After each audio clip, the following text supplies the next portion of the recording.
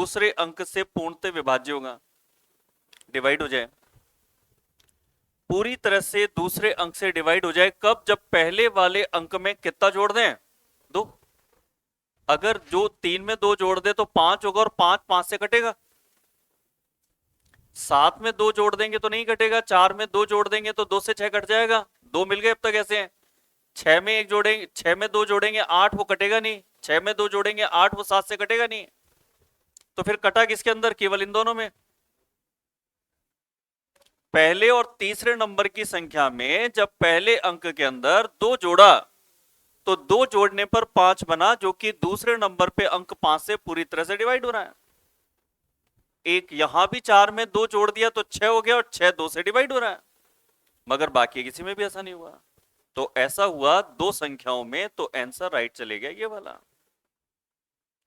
ये प्रश्न वैसे ध्यान से पढ़ने वाले प्रश्न है केवल, मगर फिर भी कई जनों से चूक हो जाती है, जिसमें तो अभी आपको टाइम को लेकर के कोई इश्यू है नहीं। आप जितना टाइम लेकर के प्रश्न को ध्यान से 2 बार पढ़ के 3 बार पढ़ के करना चाहो कर लेते हो अभी आप। सेकंड नंबर के क्वेश्चन का आंसर मैक्सिमम का सही है 24 जनों का। और ये क्वेश्चन आपके कोडिंग डिकोडिंग का सबसे इंपॉर्टेंट क्वेश्चन है, जो कि आज के समय में पूछा जा रहा है। गलत इसको बहुत कम जनों ने किया है, जबकि ये क्वेश्चन शुरुआत में जब पहले पेपर में दिया गया था आप लोगों को, तब ये बहुत ज्यादा जनों का गलत था ये, जबकि अब गलत नहीं है ये। इसके बाद क्वेश्चन नंबर 3, ये सभी के सही है, इसका डी आंसर है, और 26 जनों के ये सही है। यहां भी कोई दिक्कत प्रश्न में नहीं दिख रही कि बाएं से पहला अंक 7 है और दाएं से 7वां अंक 3 3 6 और 7 5 है, और दोनों का जोड़ करने के लिए कहता है। तो हम सिंपल जानते हैं कि यहां पर कितना 3 3 6 है, और एक 7वें पे ये, और बाएं से पहला 7, इनको जोड़ करके 12 आएगा। बहुत आसान है, और सेकंडों में इनके आंसर निकाले जा सकते हैं। यानी कि समय पूरा बचता है इनके अंदर, क्योंकि कई ऐसी जगह आती है रीजनिंग में या किसी भी सब्जेक्ट के अंदर जहां पर टाइम चाहिए होता है हमें। पजल, सिटिंग, रैंकिंग, इनके अंदर हमें समय चाहिए होता है।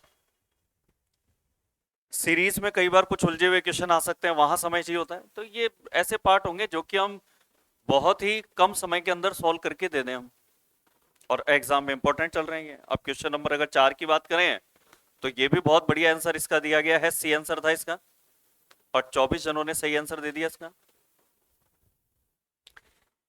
इसके बाद में 5वें नंबर के क्वेश्चन का आंसर जो है ए है, और इसका सही उत्तर दिया 22 जनों ने। और अगर किसी ने गलत किया है तो क्या आंसर देकर के गलत किया है, तो 3 जनों ने सी वाला आंसर, यानी कि एक ऐसी स्थिति है ये आंसर दिया है। यानी कि 3 स्टूडेंट ऐसे हो सकते हैं जिनको यहां पर अपरिवर्तित बनी रहेगी ऐसे अंक की स्थिति में 2 की जगह 1 ही मिला हो। अब इसमें गलत होने के क्या चांसेस होते हैं? भूल चूक होती है ज्यादातर। ये नहीं कि हमें असेंडिंग ऑर्डर करना नहीं आता होगा। बाएं से दाएं, अगर आप, ये होता है लेफ्ट, बाएं से दाएं इस तरीके से इनको अगर आरोही क्रम में, बढ़ते क्रम में, असेंडिंग ऑर्डर में जमाओगे, तो बढ़ते क्रम में जमाने के लिए सबसे पहले 1 लेना पड़ेगा, फिर 2 लेना पड़ेगा, फिर 3, फिर 4, फिर 5, फिर 6 और फिर 8, क्योंकि 7 इसमें था नहीं। तो जो नंबर है उन्हीं को जमा रहे थे हम। अब इसमें कौन से अंक ऐसे थे जिनकी जगह में परिवर्तन ही नहीं हुआ?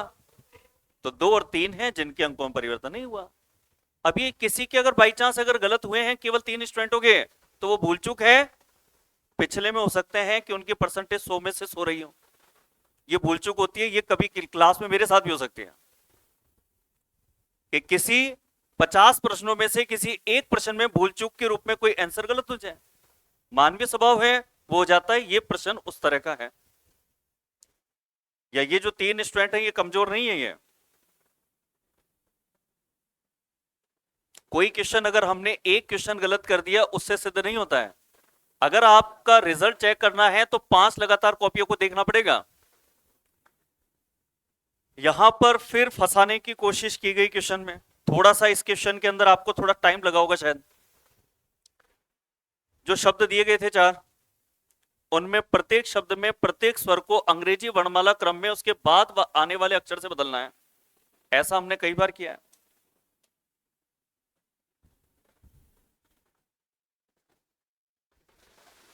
और जो व्यंजन होंगे उनको अंग्रेजी वर्णमाला में उनके पहले वाले से ऐसी शर्तें कम से कम 6 महीने में 50 से 60 बार प्रश्नों में रिपीट हो चुकी बार बार, और हमें इसकी आदत पड़ जानी चाहिए, क्योंकि आदत का मतलब होगा कि अब टाइमिंग पर और एक्यूरेसी पे क्वेश्चन सॉल्व होना चालू होंगे। ये सबके बाद में उसको क्या चाहिए था कि जो नया अक्षर समूह बनेगा उनमें ऐसा समूह जिसमें कोई भी स्वर नहीं आए, सभी के सभी व्यंजन रहे। तो अब इसमें एक तो समझने की बात यह है कि यहां शब्दों में जो स्वर दिख रहे हैं, यू है, ई है, ओ है, यू है, ई है, किसी भी स्वर अक्षर से आगे वाला अक्षर स्वर कभी आता ही नहीं है। ए का अगला बी होता है, स्वर नहीं होता। ई का अगला एफ होता है, स्वर नहीं होता। आई का अगला जे होता है, स्वर नहीं होता। किसी भी स्वर के आगे का अक्षर बदलने का तो कोई मतलब ही नहीं। यानी कि हम इस वाली शर्त को पूरा ना करें तो भी ठीक रहेगा। अब है व्यंजन। किन व्यंजनों से पहले स्वर आता है? तो सभी व्यंजनों से पहले, सभी नहीं सॉरी, पांचों जो स्वर हैं वो व्यंजन के पहले ही आते हैं। अब यहां ऐसे कितने हैं? तो यहां पर बी है। बी ऐसा व्यंजन है जिसके पहले अगर अक्षर लिखेंगे तो वो एक क्या आएगा? स्वर आएगा। मगर यही एस के पहले जाएं तो आर है, वो स्वर तो नहीं है। यू को मैं चेंज नहीं कर रहा कि यू के बाद वाले अक्षर को लिखें वी। क्यों नहीं लिख रहे? क्योंकि उसको चाहिए कि स्वर नहीं आए। तो वो तो 100% तय होता है कि स्वर के बाद वाले पर स्वर कभी नहीं आता। फिर भी अगर आपको लगे तो चाहे लिख लेना, चलो कोई बात नहीं। स्वर को अगर ऐसे लिखना चाहो तो सब में लिख लो, मगर थोड़ा सा टाइम टेकिंग ज्यादा हो जाएगा इसमें। ये स्वर का भी मैंने बाद वाला अक्षर लिख दिया सब में। और व्यंजन में पहले वाला लिख देते हैं। व्यंजन में पहले वाला लिखा, टी और एच में पहले वाला लिखेंगे तो टी से पहले का लिख दिया और एच से पहले का लिख दिया। ऐसे ही वाई से पहले का लिख दिया और इधर डी से पहले का लिख दिया और एन से पहले का लिख दिया। अब तो हमारे पास में जो शब्द थे वो पूरे तरह से परिवर्तित हो गए। परिवर्तित होने के बाद में ये था, ऐसे अक्षर समूह चाहिए थे जिनमें कोई भी स्वर नहीं आए। इस शब्द में तो स्वर आ रहा है कि नहीं आ रहा है? आ रहा है, तो इसको तो लेंगे नहीं। और स्वर नहीं आए एक भी, इसमें भी है, इसमें भी है और इसमें भी है। इन तीनों शब्दों में कोई भी स्वर नहीं आ रहा, तो ऐसी स्थिति 3 है। तो यहां पर आंसर इसका जाएगा सी वाला। यहां पर ये 3 ऐसे शब्द हैं जिसमें स्वर नहीं आ रहा, तो यहां पर इस तरीके से पूरा टाइम लेकर के भी सॉल्व कर सकते हो, और नहीं तो स्वर वाली कंडीशन को फॉलो करने की जरूरत इसमें नहीं थी। कितने जनों ने सही किया था इसको? इसको सही किया था 21 जनों ने। 27 जनों में से 21 जनों ने इसको सही किया था, और गलत आंसर जिन्होंने दिया था वो दिया था ये वाला, 4 जनों का। अल्फाबेट में जितनी भी इंपॉर्टेंट चीजें जो वर्तमान में आ रही है वो सारी तो हमने देख ली, मगर इसके अलावा भी अल्फाबेट में कई ऐसी चीजें हैं जो आज से पहले कभी पूछी जाती रही थी। जैसे वर्णमाला देकर के किसी अक्षर की स्थिति कि अल्फाबेट में बाएं से 11वें के दाएं 5वां क्या होगा, या फिर अक्षर स्थिति की दिए गए शब्द के अक्षरों से कौन सा शब्द नहीं बनेगा। केवल अक्षर मिलान करके ये पहले कभी पूछे जाते थे, अभी नहीं आते हैं। एक होता है मीनिंगफुल वर्ड, कि कुछ अक्षर आपको दे दिए कि आर, ई, ए, सी, इन 4 अक्षरों से मिलकर के टोटल कितने मीनिंगफुल वर्ड बनेंगे। ये क्वेश्चन सबसे आसान क्वेश्चन होता है। इसको गूगल पे टाइप करके तुरंत निकाल सकते हैं कि दुनिया में इन 4 अक्षरों से मिलकर के कितने वर्ड बन सकते हैं, गूगल पे, और सोच के निकालें तो आसान इसलिए है क्योंकि हमें अपने आप पे कॉन्फिडेंस है। एग्जाम में कॉन्फिडेंस चाहिए होता है कि किन्हीं अक्षरों से मिलकर के मीनिंगफुल वर्ड सोचने हैं, तो वो टोटल मीनिंगफुल वर्ड हम नहीं सोच सकते, क्योंकि उसके लिए दिमाग में मेमोरी इतनी होनी चाहिए। कंप्लीट शब्दों की जानकारी होगी तब जाकर के तो आप मीनिंगफुल वर्ड सोच पाओगे आप। तो ये क्वेश्चन पहले बैंक के तो हर एग्जाम में आता था और स्टूडेंटों को भरपूर फायदा मिलता था, क्योंकि वो क्वेश्चन को देखते अगले क्वेश्चन को सॉल्व करना चालू कर देते थे। तो कितना कम समय लगता था। और वहां पर होता यही है कि कम से कम समय में मैक्सिमम क्वेश्चन पे पहुंचना। तो इस क्वेश्चन को देखते ही जब स्टूडेंट अगला क्वेश्चन करता था तो 2 सेकंड का काम होता था उनके लिए। मगर ये क्वेश्चन अब एग्जाम में रेगुलर नहीं आ रहा। मगर कई स्टूडेंट नेगेटिव होते हैं, कभी ऐसे क्वेश्चन को देख लेते हैं तो केवल दिन भर इसी पे दिमाग खराब रहता है, ये क्वेश्चन कब सीखूंगा मैं। तो सोच नेगेटिव नहीं रखनी है।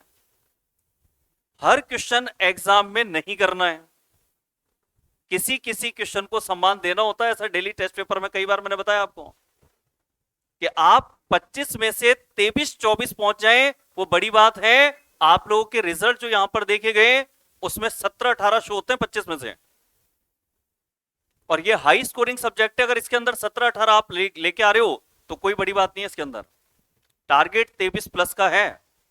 यहां पर कई प्रश्नों की परसेंटेज लिखी रहती है। जैसे ये प्रश्न था 55% का सही है केवल। ये क्या था इस क्वेश्चन में ऐसा? स्वर का अगला नहीं कर सकते थे या व्यंजन से पहले नहीं कर सकते थे, क्या नहीं कर सकते थे?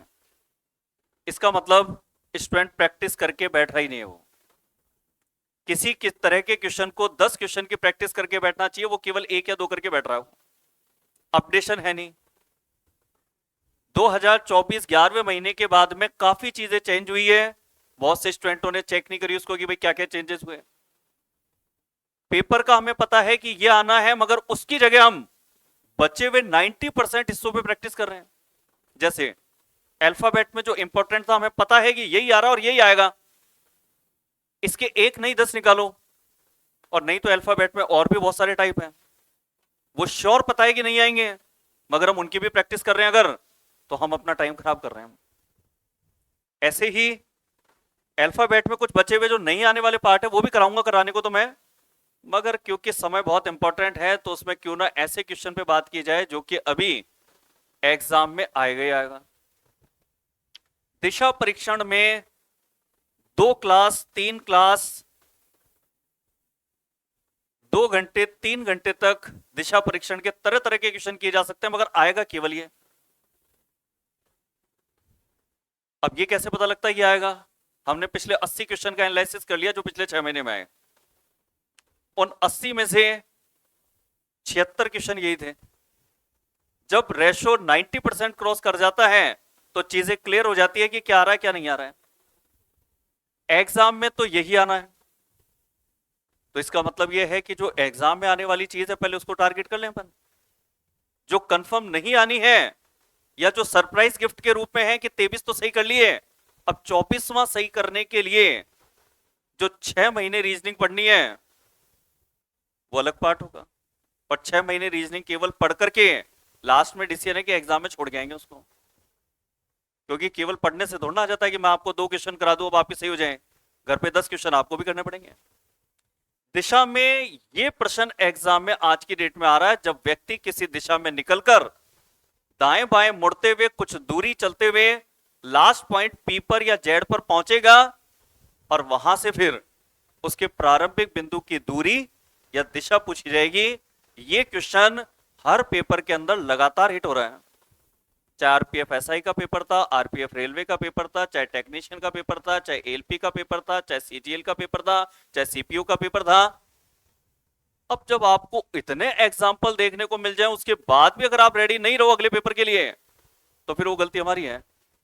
जब पेपर का पता लग जाए ना तो उसकी प्रैक्टिस इतनी बढ़िया कर दो कि 20 मिनट के अंदर 25 क्वेश्चन भी करने हो तो कर पाए, और वो तभी होगा जब आने वाले क्वेश्चन की ही प्रैक्टिस बार बार की जाए, तभी टाइम कवर होता है।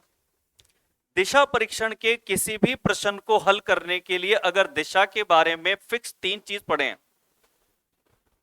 कि भाई दिशा परीक्षण हल करना है तो क्या जानकारी होनी चाहिए, केवल बहुत कम जानकारी चाहिए हमें। एक तो हमें दिशाओं की जानकारी हो। किसी भी दिशा से प्रश्न में हमेशा और हमेशा कहेगा दाएं व बाएं मुड़ना, तो किसी भी दिशा से दाएं और बाएं की जानकारी हो। जैसे सिटिंग अरेंजमेंट में भी चाहिए होती थी हमें, ये सिटिंग के क्वेश्चन हमने बनाए खूब।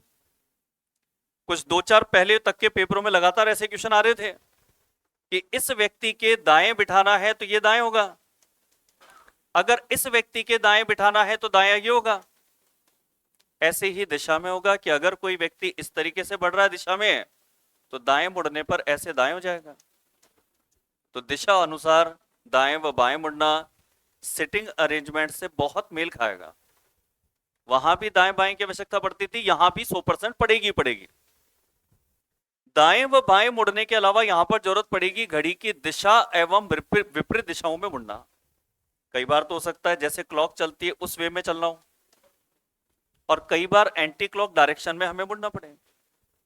और साथ ही साथ कोण के रूप में बता दे कि भाई उत्तर दिशा में जा रहा जो व्यक्ति है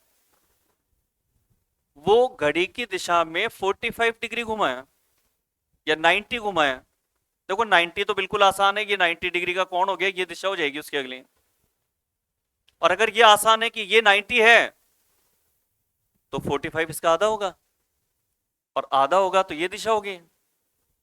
अब दिशाओं के नाम क्या होते हैं? तो दिशाएं होती हैं 8 तरह की। और यहां पर ये मैप वगैरह और ये बाकी सारी चीजें क्या बता रही है हमें? ये हमें दिशाओं की जानकारी यहां पर बता रही है कि दिशाएं टोटल 8 होती है, जिनमें से किसी भी दिशा का नाम लेकर के प्रश्न बनेगा। उत्तर दिशा नॉर्थ, इसमें जाने के लिए कह सकता है। दक्षिण दिशा में कोई व्यक्ति जाता है तो नीचे की साइड जाना पड़ेगा। नीचे ही क्यों? क्योंकि जब कागज पर रख के दिशाओं को समझा जाता है तो वहां पर मापक स्थितियां होती हैं, और जब हम किसी जगह पर खड़े या बैठे होते हैं तो वहां पर जो वास्तविक दिशाएं होती हैं वो अलग होती हैं। और वहां पर दिशाओं को पहचानने के लिए दिशा सूचक यंत्र तक इस्तेमाल करने पड़ते हैं, जो कि पानी के जहाज में और हवाई जहाज में इस्तेमाल होते हैं, क्योंकि वहां उनको दिशा भ्रामक होता है। वहां पे दिशाओं की स्थिति एकदम एक्यूरेट नहीं होती है, तो यंत्र में देखते हैं वो। मगर केवल कागज पे समझना हो तो हमारे एग्जाम में प्रश्न इतने आसान आते हैं, उत्तर दिशा के विपरीत दिशा चलो तो कौन सी दिशा आएगी। तो हमने कहा उसके लिए हमें यहां पर बताने की जरूरत नहीं है, वो तो जीके टाइप की स्थिति हो गई कि अगर उत्तर दिशा है तो उत्तर दिशा के विपरीत दिशा का नाम होता है दक्षिण। हमारे तो ऐसे आते हैं क्वेश्चन, तो हमें तो केवल कागज पर दिशाओं की स्थिति पता हो कि उत्तर के पीछे दक्षिण होता है, ऐसे पूर्व के पीछे क्या होता है? पश्चिम होता है। हमें तो इतने आसान जवाब देने होते हैं। तो दिशाओं की स्थिति जब कागज पर समझी जाती है, तो जैसे कागज पर ये भारत का नक्शा हमने बहुत बार एनालिसिस किया होगा, तो कागज पर जब दिशाओं को हम देखते हैं तो हम ये पाते हैं कि यहां पर जो दिशा है भारत के नक्शे में उत्तर में हिमालय पर्वत है, ये बहुत पड़ते हैं, तो ये उत्तर दिशा हो गई ऊपर। कर्नाटक, केरल ये दक्षिणी राज्य हैं, ये दक्षिणी राज्य हैं। राजस्थान एक पश्चिमी राज्य है, जीके में बहुत बार पढ़ते हैं, ये पश्चिम के अंदर राजस्थान हो गया। तो जब कागज रख करके दिशाओं को समझा जाता है तो उनमें दिशाओं की स्थितियां इस प्रकार होती है कि हमेशा सामने की जो दिशा है वास्तव में हो या ना हो, मगर कागज पर हमेशा सामने की जो दिशा है वो उत्तर दिशा होगी, नॉर्थ होगी, और इसके पीछे वाली दिशा होगी दक्षिण। इसके दाईं तरफ जब चलेंगे तो दिशा आएगी ईस्ट यानी कि पूर्व, और अगर बाईं तरफ चलेंगे तो आएगी वेस्ट यानी कि पश्चिम। और 4 तो मुख्य दिशा होती है और 4 होती है मध्य की दिशाएं, कि अगर वो कहे कि उत्तर पूर्व दिशा में कोई बढ़ा तो उत्तर और पूर्व में बढ़ने का मतलब होगा ऐसे बढ़ना, नॉर्थ ईस्ट। ऐसे ही ये साउथ ईस्ट हो गया, दक्षिण पूर्व। ये 4 मध्य की अन्य दिशाओं को अगर और मिलाकर के 4 दिशाओं के साथ देखें तो टोटल हो गई 8 दिशाएं। 8 दिशाओं में से किसी भी दिशा में चलने के लिए प्रश्न हमें कहेगा, और किसी एक पॉइंट से हम चलना स्टार्ट होंगे, वहां से हम या तो दाएं मुड़ेंगे या बाएं मुड़ेंगे और फिर किसी अंतिम बिंदु पर पहुंचेंगे। ये हमारे 100% प्रश्नों पे काम करेगा ये रूल, क्योंकि दिशा परीक्षण उसी तरह की स्थिति है जो हम अपने रेगुलर लाइफ में कई बार मोबाइल के अंदर डायरेक्शन लगा के यूज करते हैं, कि हम अपने घर से निकले और किसी सेंटर पे हमें पहुंचना है तो हम एक बार उसका एनालिसिस कर लेते हैं मोबाइल में डायरेक्शन देख करके कि सड़क पे किस तरीके से जाना है। इधर जाकर के राइट मुड़ना है, इधर जाके लेफ्ट मुड़ना है, इस तरीके से मुड़ते हुए किसी स्टार्टिंग के पॉइंट से लास्ट के पॉइंट पे पहुंचते हैं। और ये पहुंचने के बाद में कई बार हम दूरी भी देख लेते हैं कि भाई सेंटर कितना दूर है। या फिर ये जयपुर में हम इस पॉइंट से जा रहे हैं, तो जयपुर में हम किस तरफ बढ़ रहे हैं, दक्षिण में बढ़ रहे हैं कि पूर्व में बढ़ रहे हैं, तो ऐसे भी प्रश्न हमारे पास आएंगे। तो दिशाओं की जो जानकारी है वो लेने के बाद में, जैसा मैंने कहा, दिशा के अनुसार दाएं व बाएं मुड़ना जिसको जितना अच्छा आता होगा वो उतना आसानी से क्वेश्चन को कर सकता कम समय में। और ये है प्रैक्टिस वाला काम, जो सेटिंग में भी चाहिए था और दिशा में भी चाहिए, दोनों में कॉमन हो गई वो चीज। घड़ी की दिशा और विपरीत दिशा में कोण के आधार पे घूमना भी पता होना चाहिए हमें। अब अगर ये सारी चीजें हमें पता हो तो अगर क्वेश्चन को सॉल्व करें, जो कि हमारे एग्जाम में आज के पैटर्न पे लगातार चल रहा है, तो इस तरह के क्वेश्चन को हल करने के लिए हमें सबसे पहले स्टार्टिंग का एक पॉइंट बनाना होगा।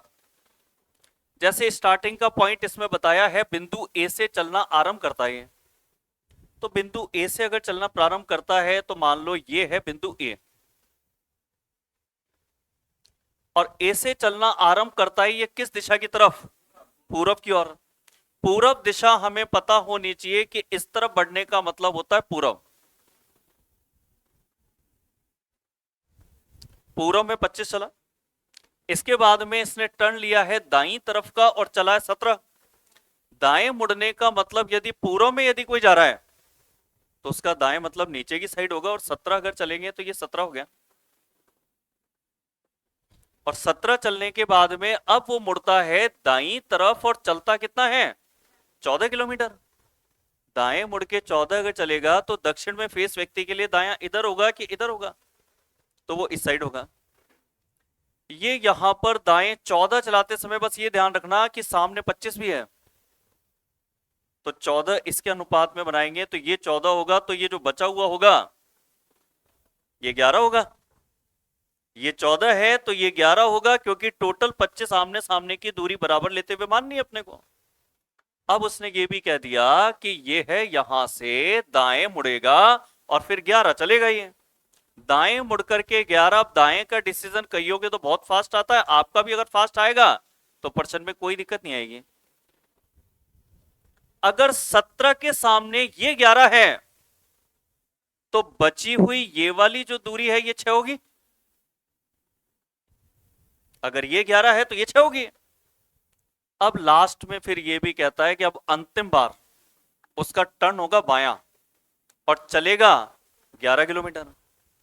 अंतिम बार बाईं तरफ टर्न लेगा, तो बस ये डिसीजन भी अगर आपने फास्ट ले लिया और 11 आपको चलना था तो आपने पहले कहा था 14 के बाद में ये 11 बचाइए, यानी कि आप यहीं पर स्टॉप ले लेंगे और कौन से बिंदु पर पहुंचता है लास्ट में, पी पर।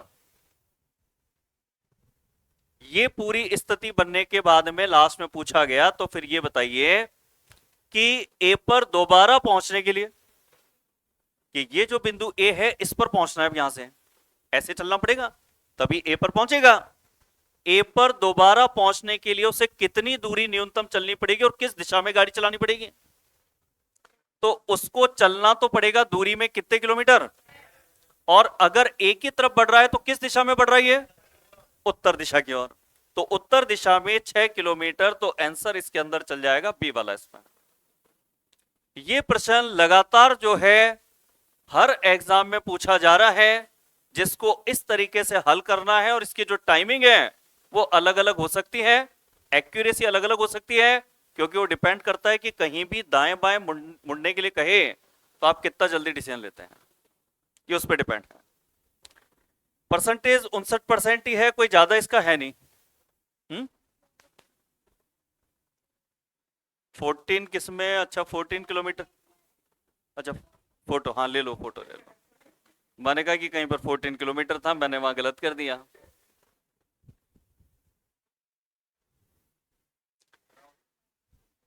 ले लें अगला क्वेश्चन।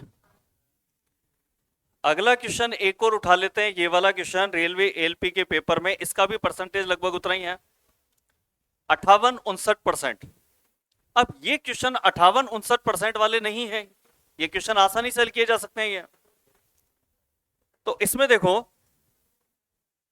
ए बिंदु से चलना शुरू करती है और दक्षिण की ओर 5 मीटर चलती है ये। अगर दक्षिण में 5 मीटर चलती है तो ये दक्षिण में 5 किलोमीटर ऐसे होगा, और 5 किलोमीटर के बाद में इसने दाएं मुड़ करके ये चलिए 7, दाएं मुड़ करके 7 मीटर इस तरीके से चला दिया हमने।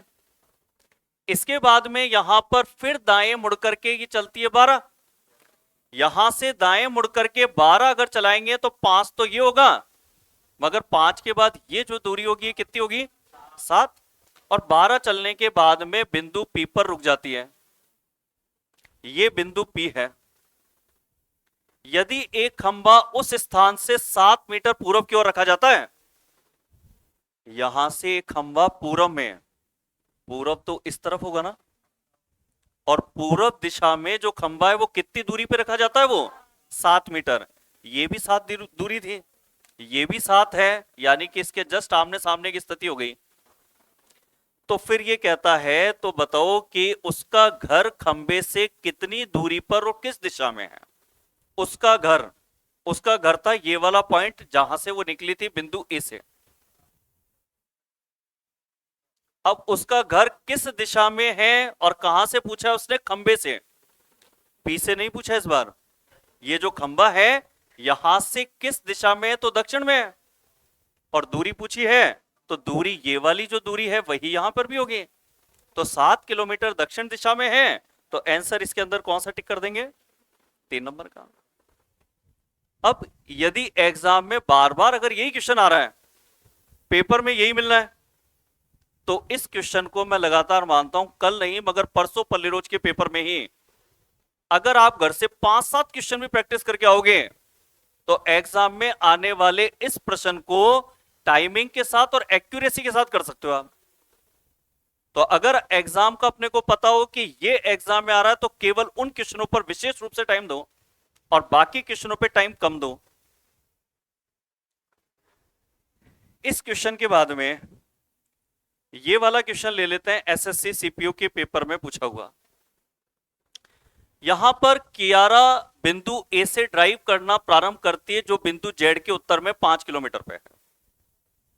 ये जो बिंदु ए है ये जेड के कहां पे है, उत्तर में है। ये ए से तो चलाएंगे मगर ये ए बिंदु की स्थिति भी जेड से बताई गई और जेड के उत्तर में बताई गई। तो अगर मान लो ये जेड है तो जेड के उत्तर में ऐसे होगा, ये बिंदु ए है और कितनी दूरी पे है, ये 5 पे है। अब बिंदु ए से ड्राइव करना प्रारंभ किया और किस दिशा में आगे बढ़ी है, पूर्व में, और पूर्व में चलती है ये 8 किलोमीटर। तो पूर्व में 8 किलोमीटर इस तरीके से हमने इसको बढ़ाया, और 8 किलोमीटर के बाद में फिर इसका जो टर्न था वो किधर था, दाएं था। दाएं मुड़कर के 9 किलोमीटर अगर चलाएंगे तो ये दूरी तो 5 है और ये वाली दूरी 4 है। हमेशा आमने सामने की दूरी के अनुसार ही यहां दूरी को लिखें।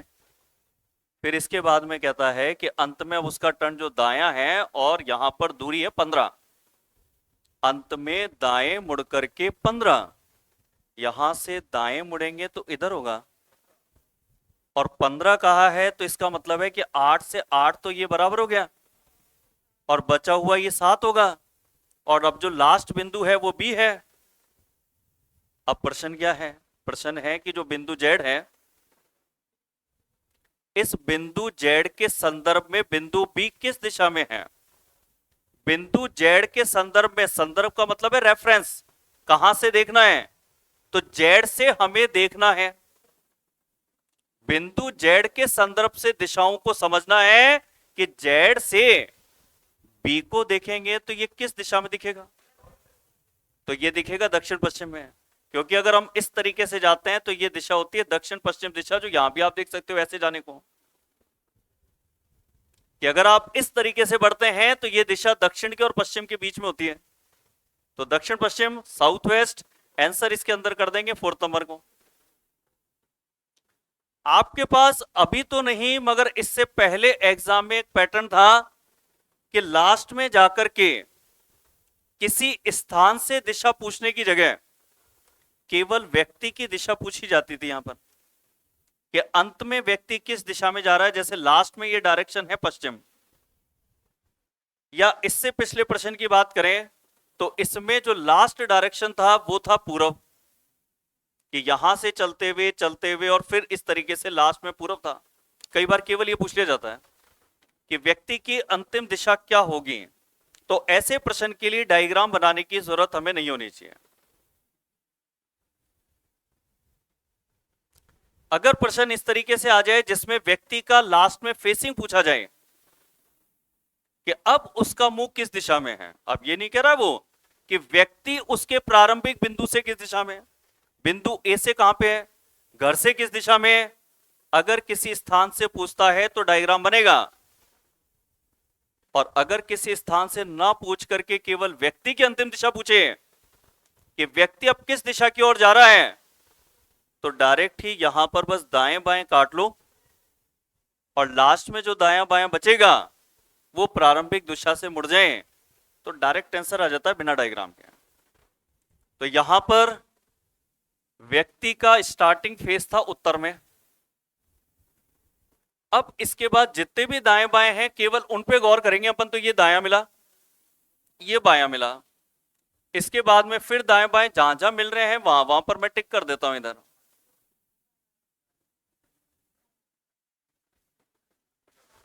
अब करना केवल इतना सा है, दाएं और बाएं जो मिलते हैं ना उनको काट दो, कहीं भी मिले जाए। तो जैसे इस दाएं के साथ में ये बायां काट दिया, और कहीं पर इस दाएं के साथ में ये बायां काट दिया। अब बाएं बचे हमारे पास और दो बचे हैं, बस दो बाएं डायरेक्ट मुड़ जाओ स्टार्टिंग के डायरेक्शन उत्तर से, और आंसर हो गया दक्षिण। केसरी ज्यादा जल्दी आ गया तो टेंशन हो गई हमें, ज्यादा जल्दी आ जाए तो भी टेंशन होती है, और टाइम ज्यादा लग जाए तो भी टेंशन होती है। तो ज्यादा जल्दी आ गया उसको तो हमारे हाथ में है, इसको वापस धीरे कर देते हैं। कि जब भी व्यक्ति की अंतिम दिशा पूछे कि भाई अब व्यक्ति किस दिशा में जा रहा है, स्थिति नहीं पूछनी चाहिए कि घर से किस स्थिति में है, बिंदु ए से कहां पे है। जिसमें भी से कह दिया कि यहां से बताओ तब तो डायग्राम बनेगा, ए से बताओ, घर से बताओ, ऑफिस से बताओ, तब तो डायग्राम बनाना है। मगर जब केवल व्यक्ति की अंतिम दिशा पूछे तो केवल डिपेंड करता है किसी दिशा से व्यक्ति कितना दायां मुड़ा और कितना बायां मुड़ा। यहां पर दाएं बाएं जब आप काटेंगे तो सारे दाएं बाएं कटने के बाद में आपके पास बचेगा दो बायां, किसी में एक बायां बचे, किसी में तीन दाएं बचे, जितना बचे उतना प्रारंभिक दिशा से मुड़ जाएं।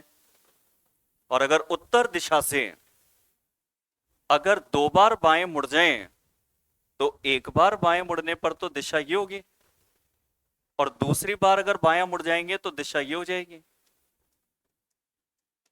और ऐसा इसलिए होता है क्योंकि आप मान लीजिए उत्तर दिशा से एक बार दाएं मुड़ जाओ और फिर वापस बाएं मुड़ जाओ, तो अगर आपने दाएं मुड़ के बाएं मुड़े हो तो जो दिशा आपकी पहले थी अब भी वही होगी, सेम होगी दोनों। ऐसा आप अगर करते हुए चलते रहेंगे दाएं बाएं तो दिशा चेंजेस ही नहीं होगी जब तक दाएं बाएं नहीं बचे। और दाएं बाएं भी अगर चार बच गए तो भी दिशा चेंज नहीं होगी, क्योंकि चार बार दायां बच जाए या चार बार बायां बच जाए तो दिशा सेम हो जाती है। जैसे अगर मान लीजिए ये क्वेश्चन हमारे पास आ जाए कभी एग्जाम में, क्योंकि ये 10 साल में केवल 2 बार आया है, ये सरप्राइज क्वेश्चन में से है, ये रेगुलर वाला नहीं है। एग्जाम में जो प्रिंट होके आपके लिए तैयार पड़ा है वो तो मैं करा चुका, कि वहां तो सीखना ही है कि एग्जाम में पेपर तैयार पड़ा है, 23 क्वेश्चन प्लस करने हैं, तो उसको कैसे टाइमिंग के अंदर करना है। ये एडवांस क्वेश्चन है, एक्स्ट्रा क्वेश्चन है, रेगुलर नहीं आता है। मगर इसने कहा कि मेरा मुंह अभी तो दक्षिण में है, ये क्रम दिए घूमने के दाएं बाएं के, निम्नलिखित में से किस क्रम में घूमते रहने के बाद मेरा मुंह फिर वापस दक्षिण में आ जाए, उसी दिशा में आ जाए वापस। अब सेम डायरेक्शन में तब आ सकता है जब तो सारे दाएं बाएं कट जाएं, और या फिर दाएं या बाएं बचे तो चार बचने चाहिए। तो यहां पर हम ये नहीं है कि दिशा बना के दक्षिण और फिर ऐसे डायग्राम बनाते रहें, क्योंकि यहां अगर डायग्राम बनाओगे तो यहां पर एक में अगर 8 है तो यहां 8 चौक 32 हो गया, और टाइमिंग 4-5 मिनट चल जाएगा। तो यहां पर केवल इनको काटेंगे और देखेंगे तो पहले ऑप्शन में बाएं दाएं को काट दिया ऐसे, फिर बाएं के साथ दाएं काट दिया, फिर बाएं के साथ दाएं काट दिया, मगर लास्ट में हमारे पास बाएं बच गए 2, और जब दो बाएं बसते हैं तो दिशा विपरीत होती है। ये तो कहता है सेम होनी चाहिए, तो हमने कहा पहला उत्तर नहीं है। दूसरे पे गए, बाएं से दायां काटा, बाएं से दायां काटा, इस बाएं से ये दायां काटा और इस वाले बाएं से ये दायां काटा, और जब सारे बाएं दाएं कट गए तो इसकी दिशा सेम रहेगी। इसका फेस दक्षिण में था, इस क्रम में घूमते रहने पर वापस इसका मुंह दक्षिण में आ जाएगा। अगर हम इस वाले क्वेश्चन को करें, अगर जो राजस्थान पुलिस के पेपर में आया था और एग्जाम में अभी भी आ सकता है आपके, मोस्टली चांसेस तो वो स्टार्टिंग के जो 2-3 क्वेश्चन मैंने बताया वही आएंगे, मगर ये भी आ सकता है। यहां पर भी व्यक्ति की अंतिम दिशा पूछी गई कि अब किस दिशा में चल रही है, ये नहीं पूछा कि ए से किस दिशा में। व्यक्ति की अंतिम दिशा क्या है, केवल ये पूछा। तो मैंने क्या कहा, दाएं बाएं काट दो, जो बचे वो प्रारंभिक दिशा से मुड़ जाओ। अगर दाएं बाएं को यहां ढूंढे तो मुझे ये यहां पर बायां मिला और इसके बाद में मुझे मिलता है बायां यहां पे और फिर मिलता है यहां पर। तीन जो बाएं दाएं को मैंने गोला लगाया उसमें से एक बायां एक दाएं से कट जाएगा। ये बाएं दाएं लेफ्ट राइट कट गए, केवल बचा एक बायां। बस जो बचा हुआ बायां है, स्टार्टिंग की दी गई दिशा उत्तर से मुड़ जाए तो डायरेक्ट आंसर आ गया हमारा। और उत्तर दिशा से अगर हम एक बार बाईं तरफ मुड़ते हैं तो आंसर पश्चिम हो जाएगा। इस तरीके से